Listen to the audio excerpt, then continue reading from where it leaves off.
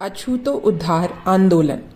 Doctor Bhimrao Ambedkar ने अभी पूर्णतः अछूतो उद्धार आंदोलन को अपने निर्देशन तथा हाथों में लेना नहीं चाहा, क्योंकि वह अपने लंदन के अधूरे अध्ययन को पूरा करना चाहते थे।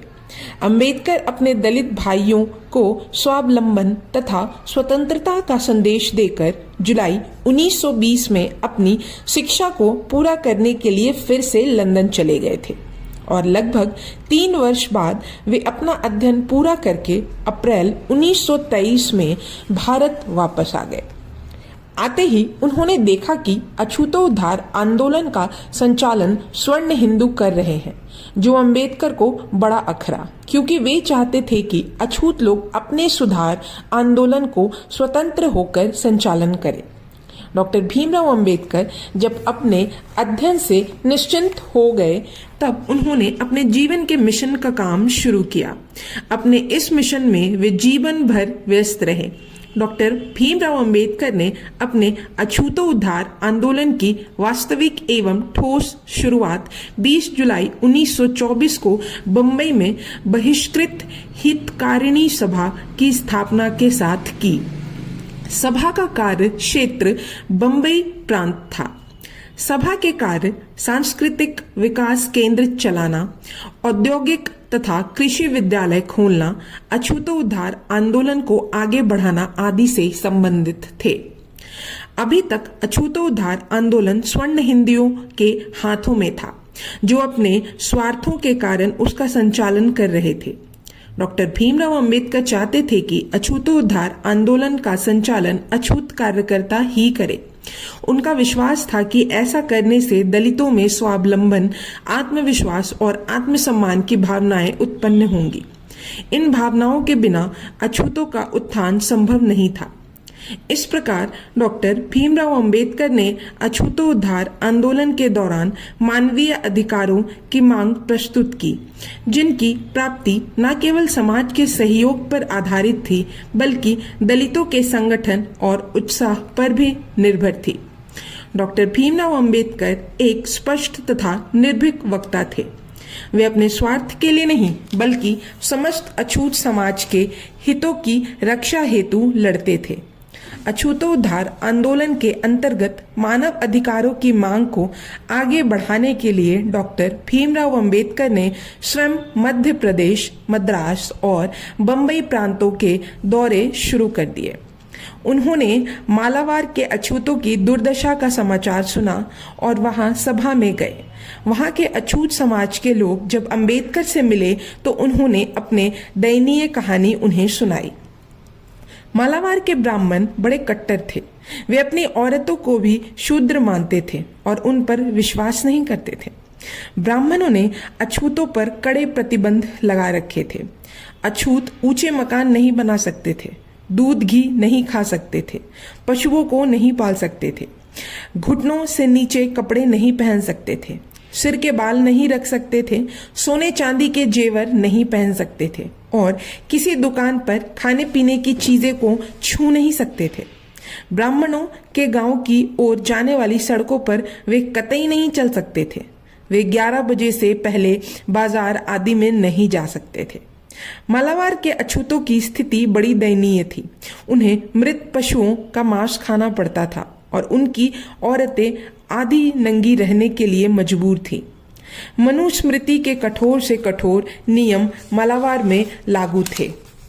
मालाबार के अछूतों पर होने वाले अत्याचारों को सुनकर डॉक्टर भीमराव अंबेडकर का हृदय पिघल गया था। ब्राह्मण इतना क्रूर हो सकता है, इसकी कल्पना करना कठिन था। वहां स्त्री पुरुषों की दयनीय स्थिति देखकर अंबेडकर ने यह निश्चय किया कि वे भारत के इस दक्षिणी भाग से ही अपना आंदोलन तीव्र करेंगे। वहां दीनहीन अछूतों की एक सभा हुई और बहुत भारी संख्या में दलित समाज के लोगों की भीड़ वहां इकट्ठी हुई। अंबेडकर ने उन्हें मृत पशुओं का मांस न खाने के लिए समझाया, जिसके बाद परियाहों ने मांस खाना छोड़ दिया। वे मालाबार के हर क्षेत्र में गए और जोरदार प्रचार किया। डॉक्टर भीमराव अंबेडकर के इस प्रचार से स्वर्ण हिंदुओं में हलचल मच गई। अंबेडकर ने एक सभा केवल परियाह औरतों और बच्चों के लिए बुलाई।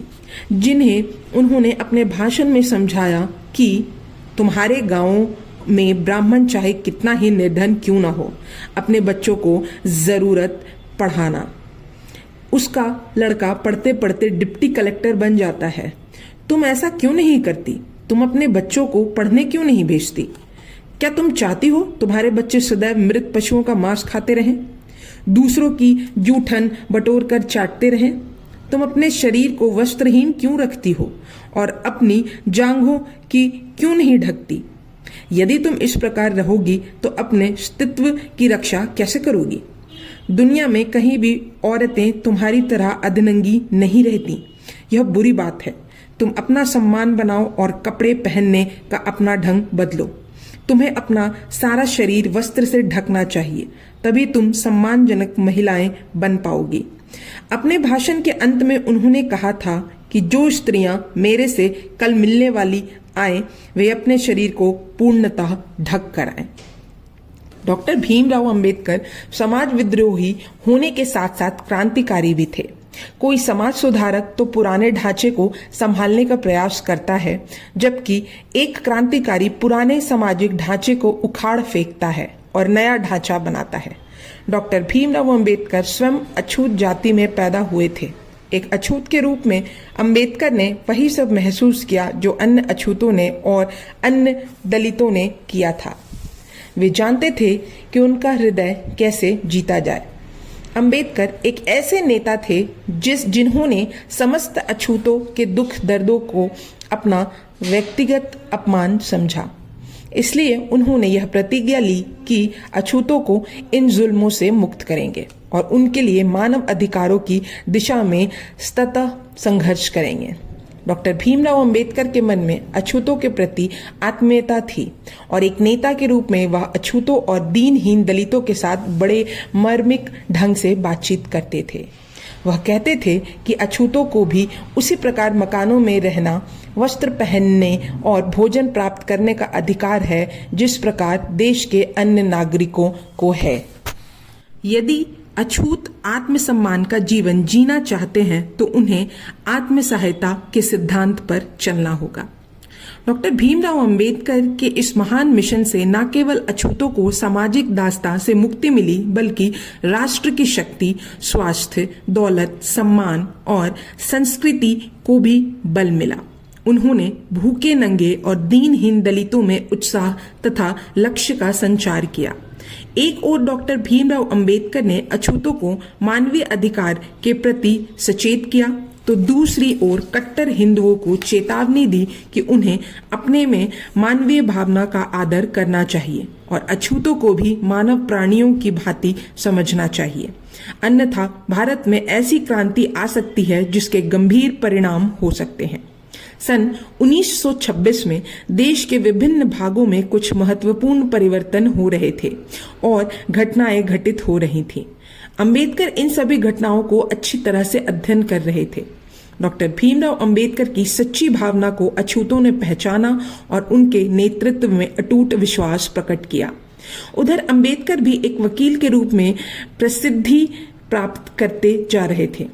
उन्होंने कुछ ऐसे मुकदमों को हाथ में लिया जिन्हें अन्य वकील लेना नहीं चाहते थे। अब वह अछूतों को एक सशक्त नेतृत्व प्रदान करने में सुदृढ़ हो चले थे। अछूत समाज की आंखें अपने नेता की ओर टिक गई। डॉक्टर भीमराव अंबेडकर समाज तथा सरकारी क्षेत्र में ख्याति प्राप्त कर चुके थे, जो दलित समाज के लिए बहुत ही सम्मानजनक था। यह भाग यही समाप्त होता है। अब हम अगले भाग में जानेंगे महाड़ जल सत्याग्रह के बारे में। तब तक के लिए धन्यवाद।